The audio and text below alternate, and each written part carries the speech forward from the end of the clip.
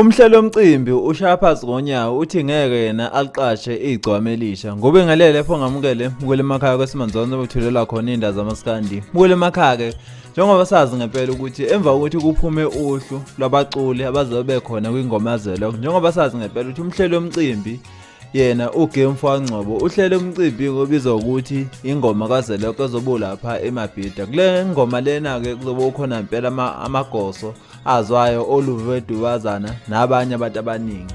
Uthe sekunjalo ke wase introducer iTete. Uthe uyazi ukuthi ngempela ukuthi umcimbi wengoma lo kodwa abaculi bamaskandi nabo bazohlangana benze iqembu labo iviyo lamaskandi. Abantu abaningi ngempela babaliwe lapho uKhuzani noNjoko nabantu abaningi ngempela abaculi babalela la ngempela ku21 kukhona ngempela nabo nangomzukulu noduma kahle nabantu abaningi ngempela abantu abaningi ngempela kodwa ke bazwakalisa ngempela ungenami emva kokuthi igcome elisha ningabonakali le line up le.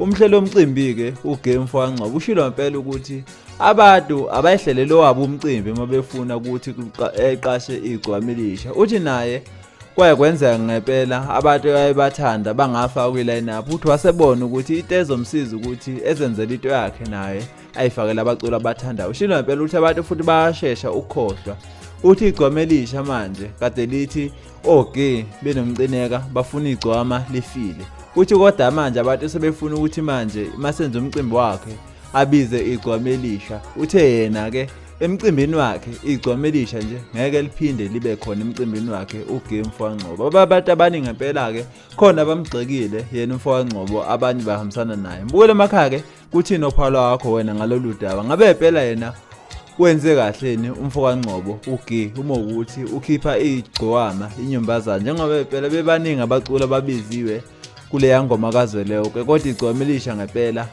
alibizwanga kulomcimbi. Bukele emakhaya ke uthini uphawula wakho ngalolu daba ake hlangane ne comment section hlangane futhi ngokuzayo. Siyabonga.